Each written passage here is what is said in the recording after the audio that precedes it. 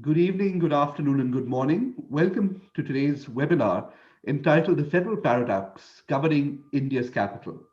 We have with us this morning, or this afternoon, or this evening, depending on where you are, Mr. Shakti Sinha, Director of the Atal Bihari Vajpayee Institute of Policy Research and International Studies at the MS University in Vadodara.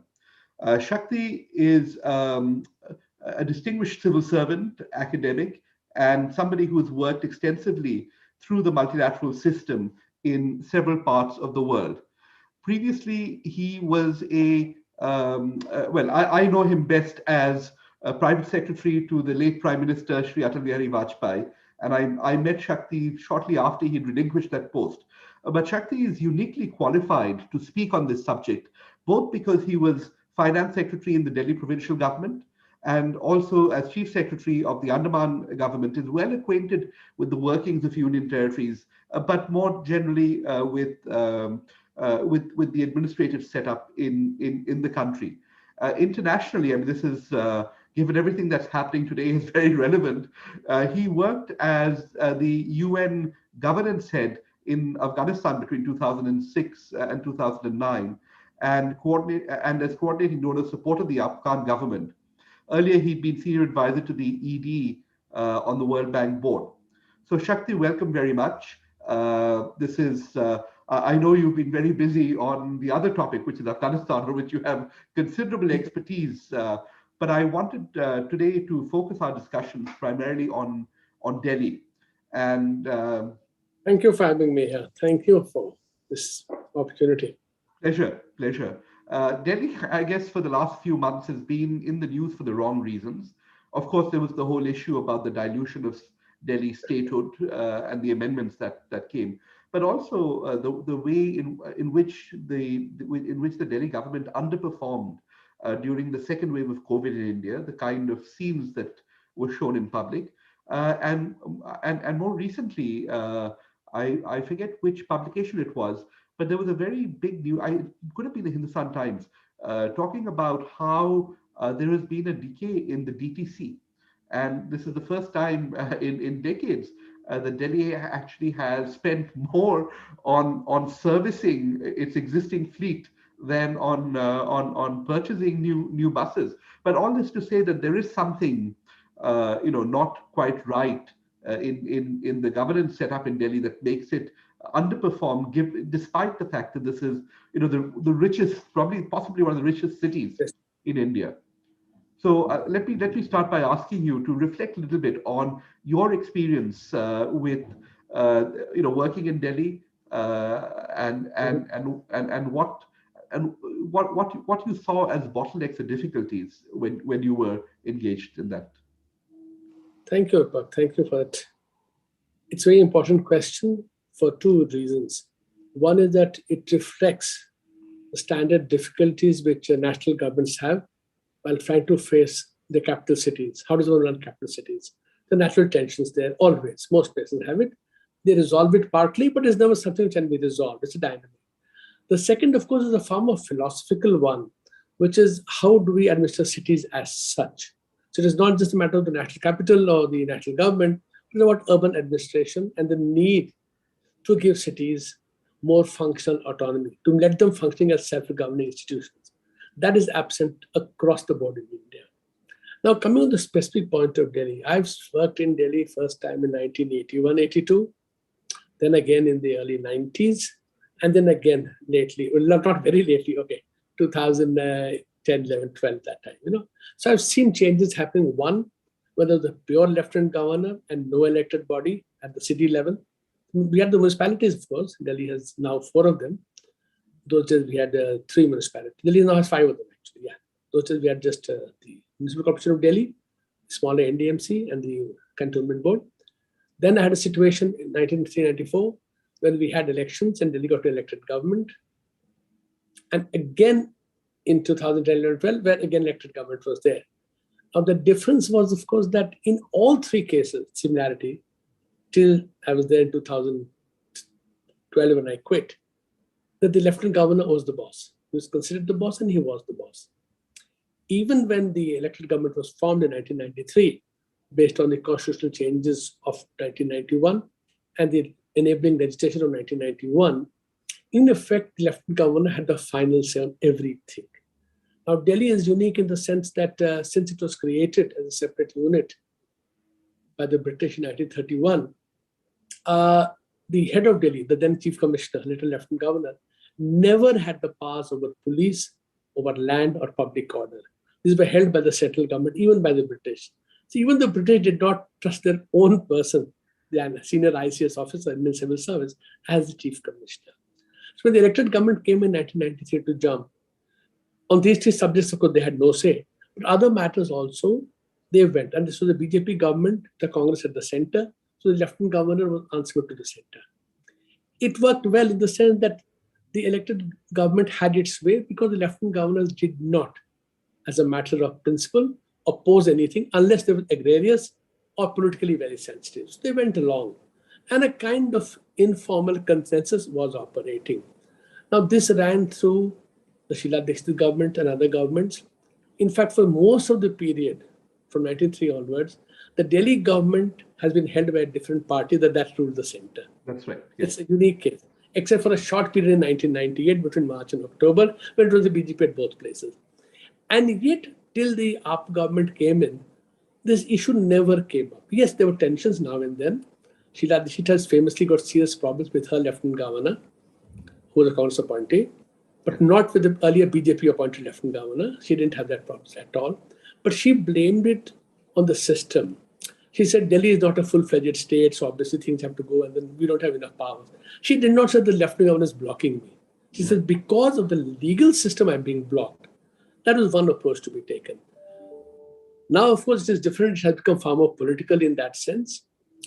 But my own feeling is, and I've seen it discussed at the highest level in Government of India, the great unease about allowing Delhi to really function as a self-governing unit, irrespective of the political party in power in Delhi.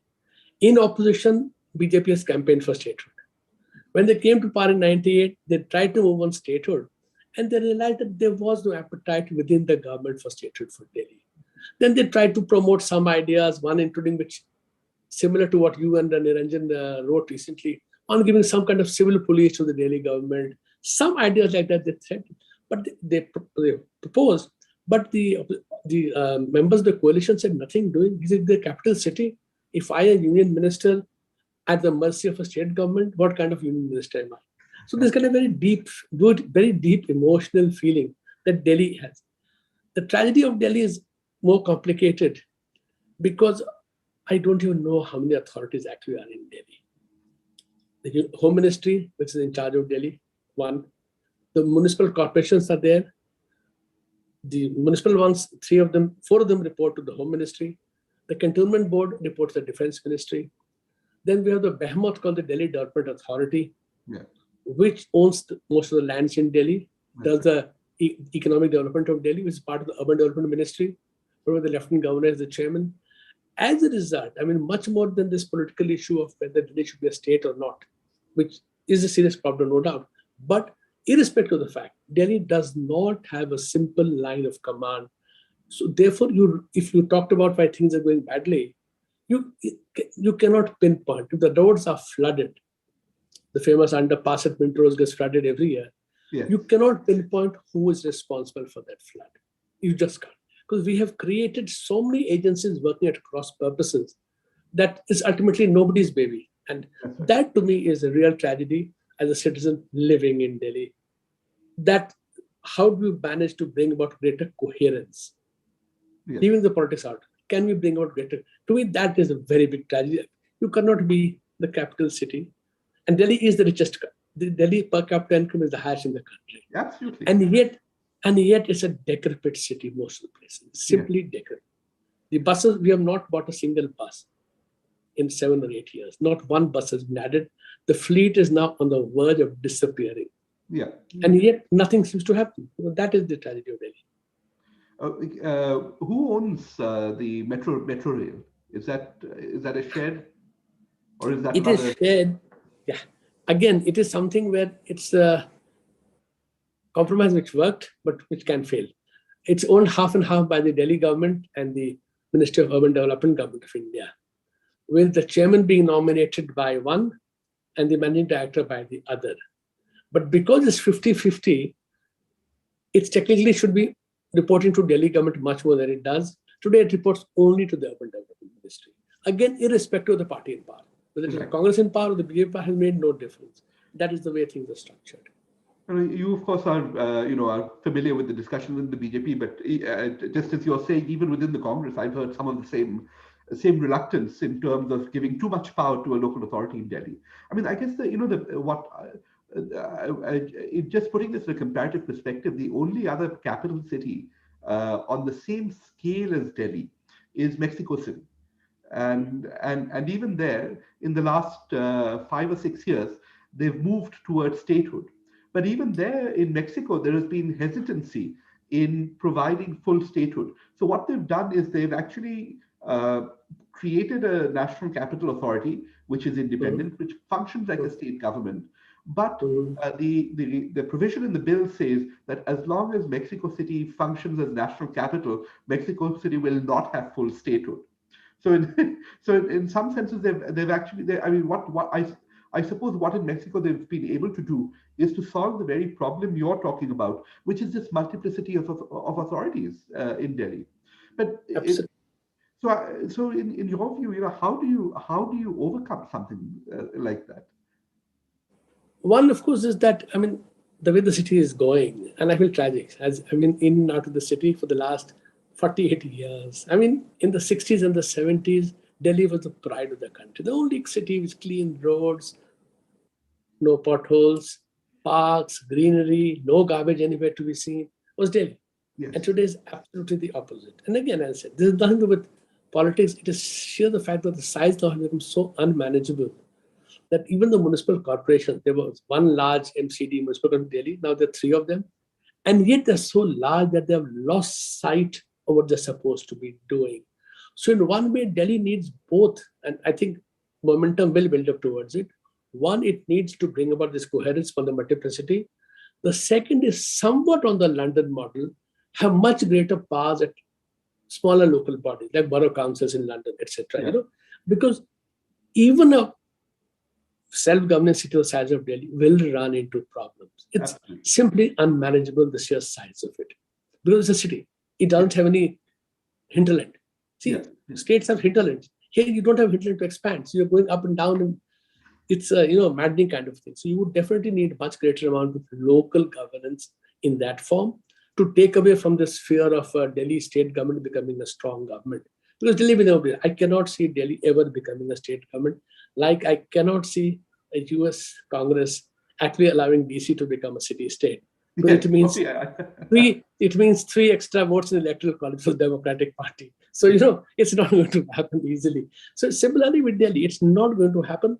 I guess the move will have to be towards greater coherence, reducing the multiplicity and bringing about some changes in it. Because electorally, the people have been voting very clearly in this direction. And I think political parties will have to wake up that if we want to become relevant in Delhi, we must be far more answerable to the people of Delhi. Because now Delhi is simply too big to ignore.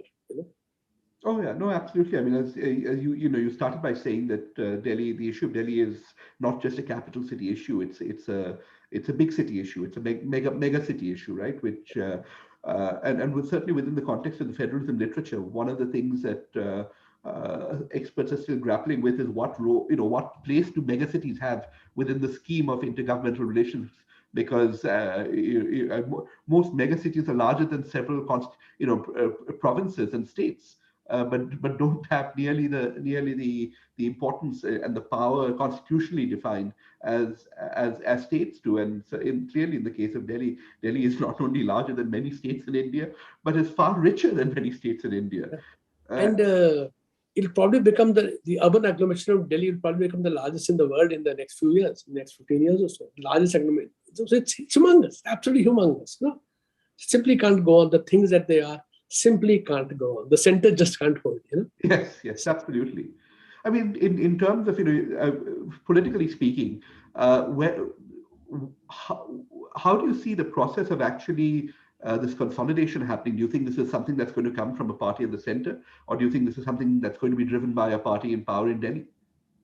No, it has to come from the center, because at the end of the day, legislation, parties in Delhi, however strong they are, unless they get the government of India on board, they really can't move. So you need that buy-in from central government, because you need legal changes. Delhi is governed by Article 239 of the Constitution, whose heading says Administration of Union Territories.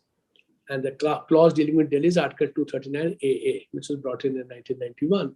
So that has to basically change. Because that does provide very specifically for, which has been reiterated in the legal amendment, saying that where the lieutenant governor and the elected government have a difference, it shall be referred to the president for approval, for resolution.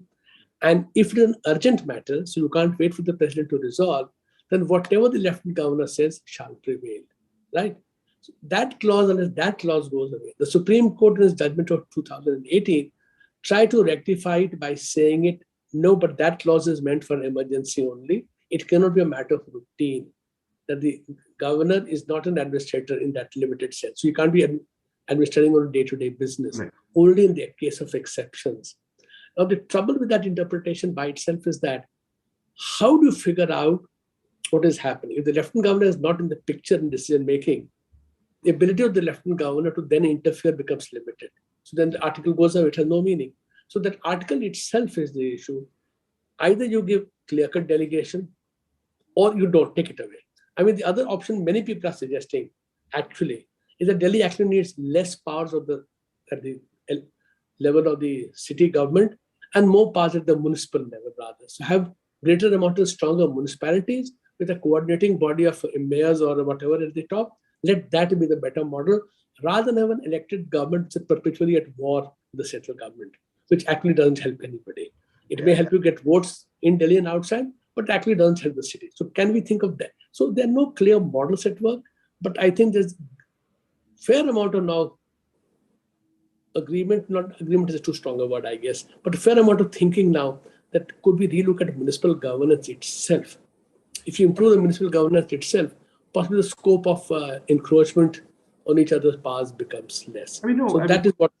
This is one of the things that Niranjan and I were trying to write about, which is to say you have these multiplicity of authorities, but you really don't have a forum where they sit down and coordinate amongst themselves. And that really is a problem. A very, very serious problem, because as I said, with so many authorities, there are no authority. There's nobody in charge, That's right. I mean, the lieutenant governor is not in charge. The home minister obviously cannot be in charge, because Delhi simply can't take that much of time with the union home minister. So I think it makes much more sense to have kind of a council of. But then, our municipal bodies are very strange in India also. Even when they're elected mayors, effectively, municipal bodies are not run by the elected people. The state government appointed municipal commissioner, by whatever name, mostly municipal commissioner, some places special officer. That person is actually the executive. And the mayor is actually the speaker of the elected body. So mayor presides over it, can grill the municipal commissioner and his subordinates, but actual execution and actual this thing is done by the people appointed by the state government. So the elected people, even there, have a very limited role, which people don't seem to understand. In fact, in Delhi, the chairman of the standing committee, which approves all big contracts of the municipal bodies, is the strongest person in the municipal council, not the mayor, who's like the speaker of parliament. Most people don't know that. So that letters to the mayor, please do this. The poor mayor cannot do anything. So it's a that's a very important thing that you've said. I mean, there is so I mean, the takeaway from what you're saying is there is a fundamental design flaw in terms of the structures of governance, but also there is a deficit in terms of participatory democracy. And so these two conspire essentially to make Delhi ungovernable or not just ungovernable, but misgoverned. Yeah, actually it conspires for most Indian cities. Most Indian cities are therefore misgoverned precisely because the responsibilities and the resources, the legal resources, the financial resources, don't go together. The state government has the legal resources and the financial resources, and the municipalities are supposed to deliver.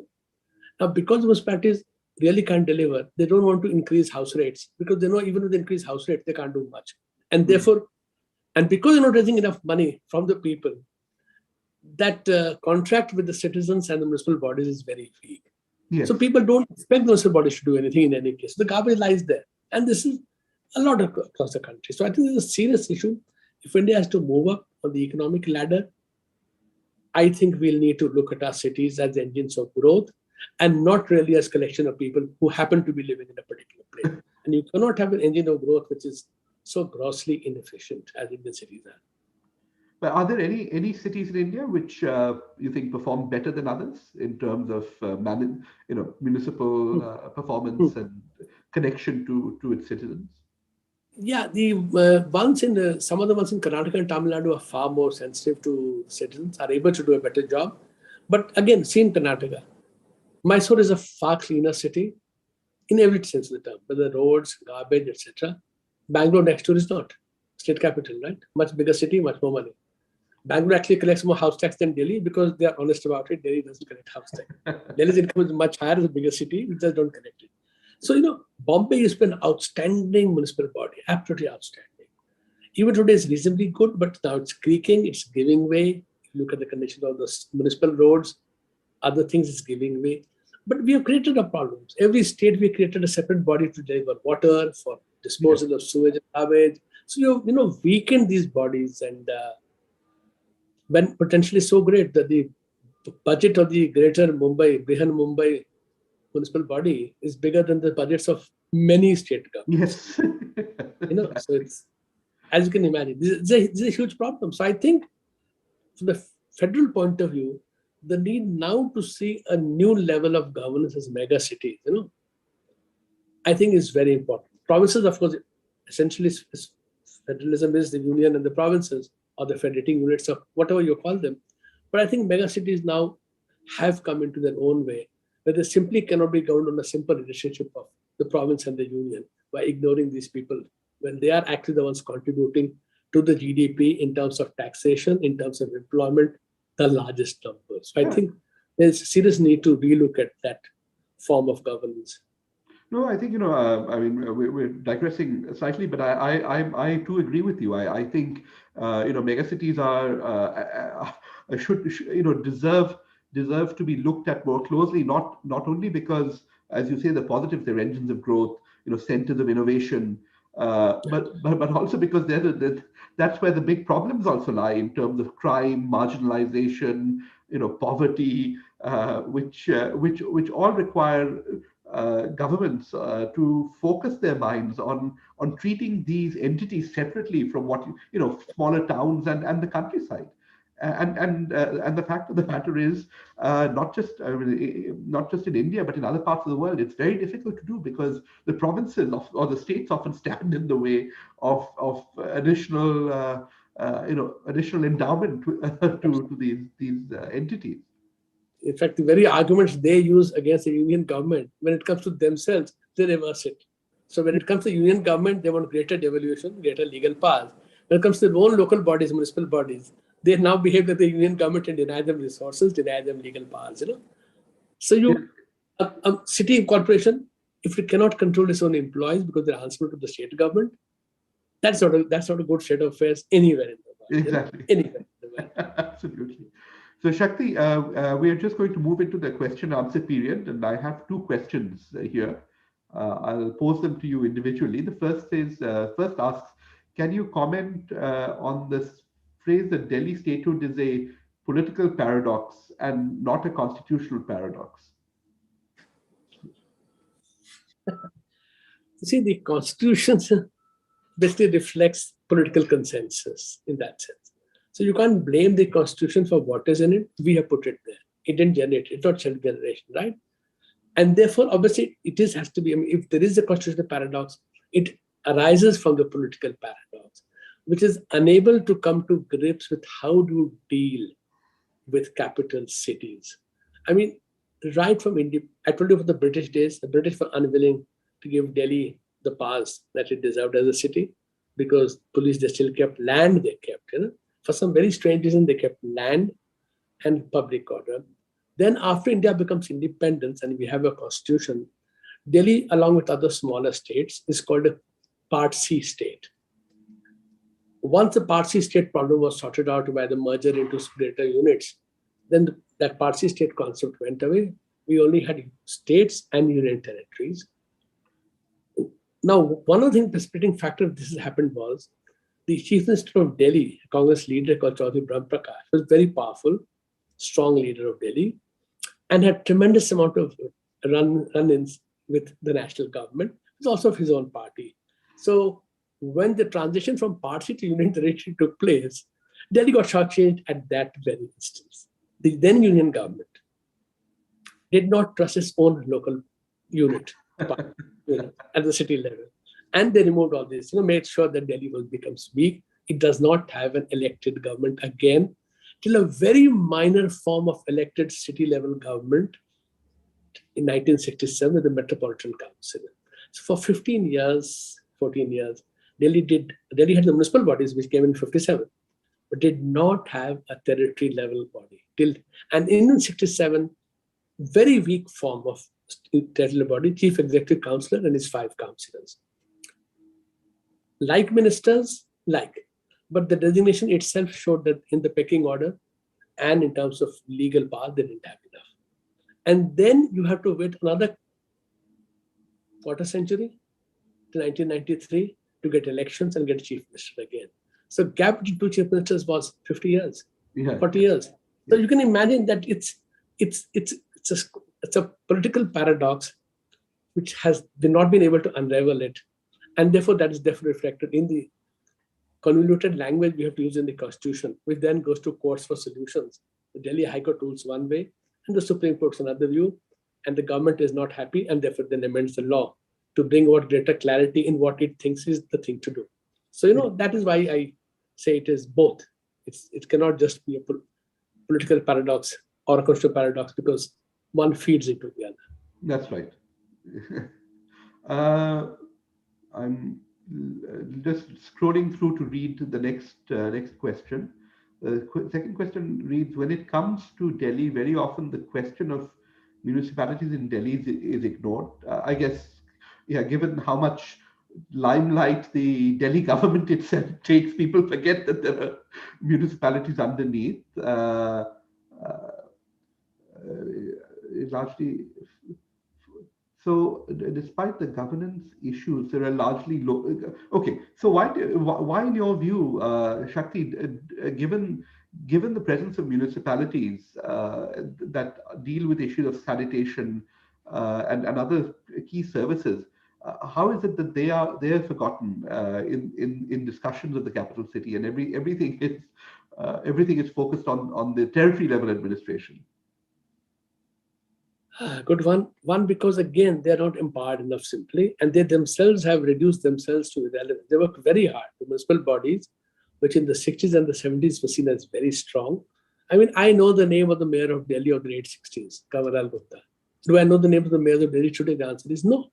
Because then the municipal body was seen as again, it's very paradoxical. Okay.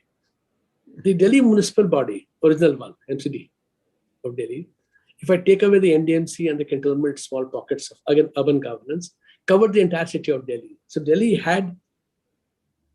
was in land area was about 80% villages. 80% of Delhi till the late 60s was villages. Villages had village panchayats, but they were also part of the municipal corporation, had their ward councillors. So we had a parallel system of local government running to add to the confusion, which remains today. The municipal corporation was seen as the only body in the city which was an elected body, and therefore it could perform the job of representing the people and delivering on services. But once you got elected governments into Delhi, the Delhi government started doing parallel activities. Like Delhi initially, all the schools, primary schools up to middle level, were run only by the municipal body. The Delhi government only ran middle and high schools. And then there were aided schools. But later, the Delhi government itself started running comprehensive schools, which means from 1 to 12 or KG to 12, they started running it. Same with the hospitals. Delhi government had 1 or 2 hospitals. Otherwise, the health service in the city was manned by the municipal corporation. Delhi government, once you have elected government, they ran their own hospitals. So once you're running your own hospitals and your schools, you're not likely to devolve that much money now to the municipal board. That's right. Right? And those bodies in turn decided that since we don't really have the resources to do very much, They in turn then stopped increasing house taxes, stopped collecting house taxes, because they realized that they'll face a lot of ire if they try to raise the house taxes or even collect them, but not deliver on services. And instead, the focus shifted to pure rent-seeking behavior in contracts. So at one stage, when they did the first biometric, they found about 20,000 ghost employees in Municipal Corporation of Delhi. 20,000 ghost employees. Humongous number. I mean, I'm just saying, that, so we allowed the system which was reasonable in operation. Reasonable. It wasn't great. It was reasonable in operation to really go down the tube, So, which is why we have forgotten that they have MCD, because we don't pay enough house tax. I mean, I pay a house tax about 1,200 rupees or something. It is a shame, absolutely a shame. Happy to pay 10 times that amount, And don't say because, no, look at the property value. There is today no link between the house value and the house tax, which defeats the entire principle of taxation, And therefore, you allow the MCDs to become, local bodies to become irrelevant. Yeah, that's important. And I guess this is why you have a situation where these bodies are not even able to pay salaries quite often, because they just don't have the... they can't. They simply don't. Plus, they do these recruitments to satisfy people, and they don't have money to pay salaries. So it's a very perpetually, you trap yourself in a very low equilibrium. Yes. And you're not able to break out of that and try to move up the ladder. Yeah. I mean, in the long term, if these, again, this is related to questions that have been asked. I mean, given all the bottlenecks in governance, how is this, in your view, in the long term, likely to play out in terms of its impact on the economy? Well, humongously. As I said, Delhi is massive generator of jobs and incomes, taxes. It could do much more. But simply cannot do it because quality of life is not good enough. And therefore, the kind of investment you would get at the high end, you're not getting at all. And paradoxically, I mean, you created these satellite cities of Gurgaon, which has become so big, Noida, Greater Noida, etc. Because cost of land and rentals are poor, offices have shifted there. Yes. So the people shifting there, as the planners thought. So not that the planners were right, planners were not right. They thought that the people will shift out and commute to Delhi. No, people live in Delhi and commute to Gurgaon. Yes. So I mean, those who didn't have a house in Delhi, yes, they bought houses in Gurgaon. Absolutely. I'm not saying they have not. But much greater number have preferred to stay on in Delhi and shift their offices there, because there you get a much bigger office. So you can really employ far more people. It makes much more sense. So we have disrupted the natural flow. And what is the consequence? This is a city whose heart, New Delhi, is 2 stories or 3, right? And you go 25 kilometers in the heart of the city and your buildings are 25 stories and 30 stories. I mean, it is the inverse of any city in the world, where the heart of the city is high-rise, and as you go away, the roof lines, the cityscapes are lower and lower. I mean, what more do you want to see that how we've disrupted this natural process of economic growth, land value, regional development, and really cause these problems? I mean, this is. I mean, you've touched on a question I was going to raise, a very structural issue with the NDMC areas where you have low-rise construction. You've been a senior bureaucrat yourself, and I've heard this from many senior civil servants over the years to say, what am I going to do with a 5,000 square foot house at a time when my kids are out of the house? I would much rather, the value of that house is monetized, and we had nice apartments that were given to us to live. No, absolutely. I mean, it makes no sense. People feel thrilled when they go up to this restaurant on the 12th floor of a hotel in the Khan Market area. I shall not name the hotel. And you look around and all you see is green. All you see is green. It looks very good, right? But to maintain that greenery, the low-end workers, low-end in terms of wages, have to commute an hour and a half in the morning and an hour and a half in the evening, right? Yeah. So they simply can't afford to live within 20 kilometers of that part where they're working. I mean, does it make sense? It makes no sense to me. It makes there's an environmental cost to it, right? I mean, what we see in greenery is being paid on the margins by much higher carbon outputs. Yes, much higher carbon outputs, much higher carbon outputs, because people are now commuting 1.5 to 2 hours each way. Just imagine. And therefore the roads are clogged. The roads are absolutely clogged, Absolutely.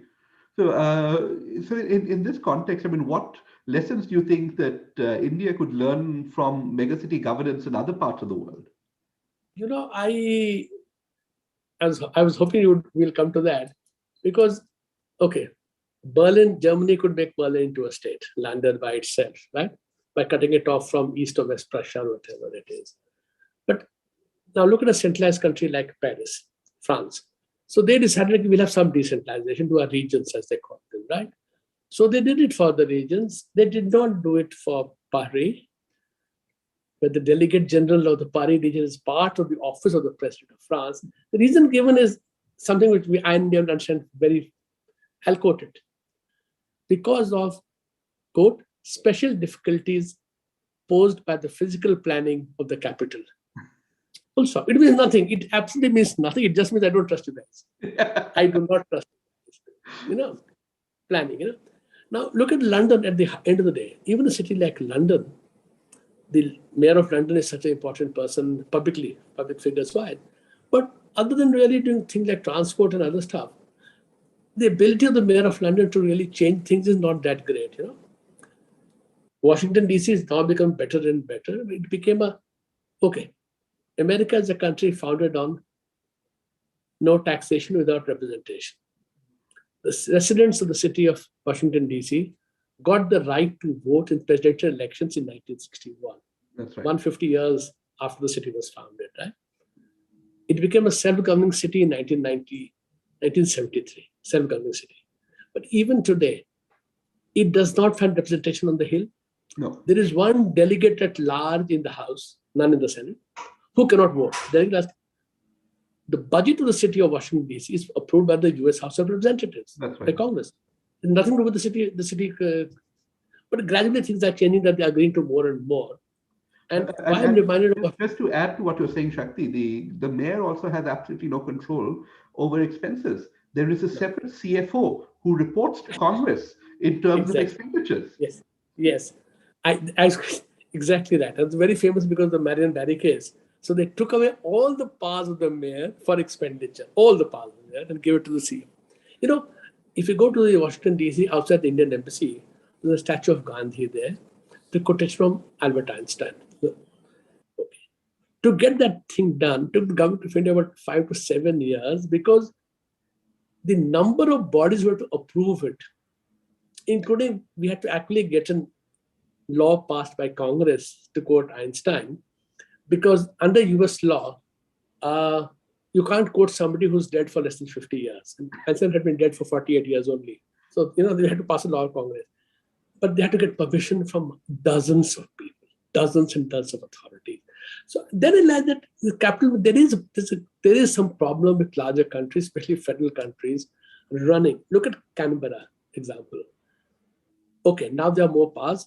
Now a law passed by the Assembly of Canberra can be overruled by the National Parliament. Otherwise, it will be administratively struck down itself by the federal government. So that's okay. It doesn't look nice administratively. We'll give to the Parliament to do that. So they have had this, various kinds of issues where it blocks people. Okay, fine, it's just a city. I'm going to live here. No, it is a capital, and therefore that special responsibility. So I wish we could find some easier. I think the Mexico City example is a good thing, where in any case, the state of Mexico, province of Mexico, humongous in terms of population of the country, is humongous. And Mexico City itself is humongous. Yeah, so I guess separating it out from the province made a lot of sense, in the sense that at least you have, between the people and the government, there's much lesser distance. Physical distance is much lesser in that sense. It makes sense. But whether we can learn something from it, I would hope that we would learn to. It's interesting. Of the megacity sized federal capitals, there are only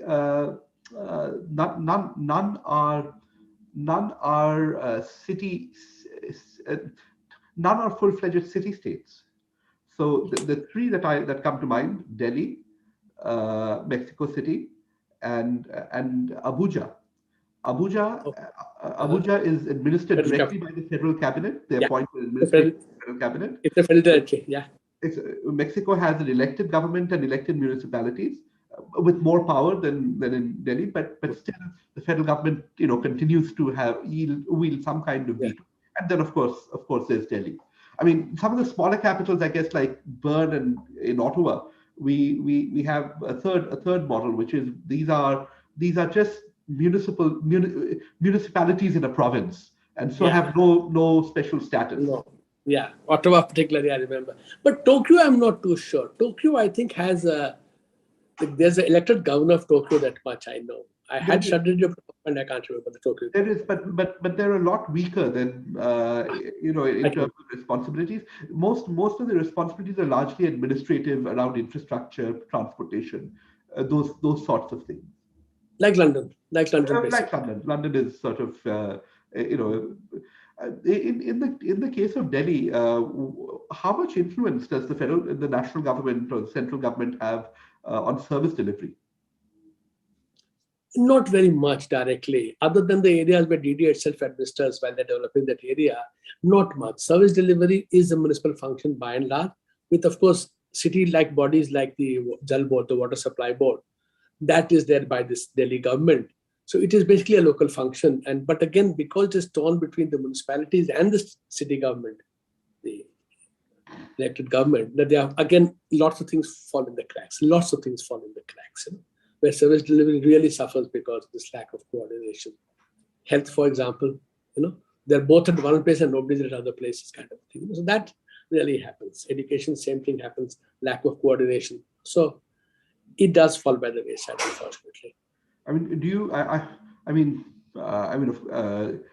given that citizens see it and it's in the news all the time, do you think there is any seriousness on the part of policymakers, regardless of parties, to try and fix this in some fashion? Not very much. I've seen articles in newspapers every now and then, and people writing here and there and speaking. But politically, I have not yet seen too much happening.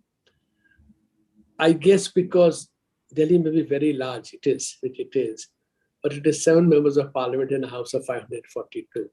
So unless Delhi has a lot, though it's unfair in the sense that each constituency is very, very large in Delhi Yeah. now, 3 million plus voters. It is humongous constituency Delhi now has, so that is a problem definitely. But okay, I've been painted too negative a picture. No, because it's the national capital again, it Delhi does get a lot of attention. I mean, look at the metro as an example. I'm not a great fan of metro for different reasons. I wish at a lesser amount we could have done greater things with the buses and the lanes and all that. That didn't work out, unfortunately. The kind of infrastructure Delhi does manage to get and attention, airport, etc., would not have happened otherwise. But for the fact that it's a national capital, with the national government committed to making it look good. So a lot of money, therefore, a lot of attention, therefore, Delhi gets at times. At times, it's not on a sustained basis, but episodic. But those episodes sometimes require are really large doses coming at one go. So Well, no, that brings us. I've just been reminded that brings us to the end of our discussion and questions. Shakti, thank you very much for taking the time to talk about this. I think in 2009, I co-edited a book looking at federal capitals. We looked at 11. But in hindsight, I think we need to update that I would and do it for Delhi. I mean, you must do it for Delhi. One, as I said, is possibly going to become the world's largest urban agglomeration soon. So you not only have the problem of the national capital vis-a-vis the national government and the city government, but also coordination with the five state governments. Yeah. So, so that itself, with now the new rapid rail coming up and this and that, it'll create its own momentum. So I guess Delhi will actually become almost a sui generis kind of a case for urban governance, where you have the national, the city, and the neighboring states involved. So it has its own challenges. It has advantages, tremendous amount of scale advantages Delhi will now get in terms of growth. But it brings its own challenges of coordination and bring about greater efficiencies and reduction of multiplicity authority. So I would, without being asked, I would urge you that you and the forum should really take it up to try to understand this. No, I think we will, because I mean the book is now 12 years old, so a lot of things have happened, and there are capitals we should be looking at that we haven't looked at. So I hope to return to this subject in the not too distant future to try and bring some coherent way of comparing across capitals and drawing out lessons from capital governance, both good and bad. And Because I think you can learn absolutely, as much from the bad as you can from the good. yeah, absolutely, absolutely, So, absolutely. So thank you, no, thank you thank you. again. And thanks very much, John, Vikas, Diana, for putting the whole webinar together. And I look forward to organizing several more discussions with you on these types of what I would call current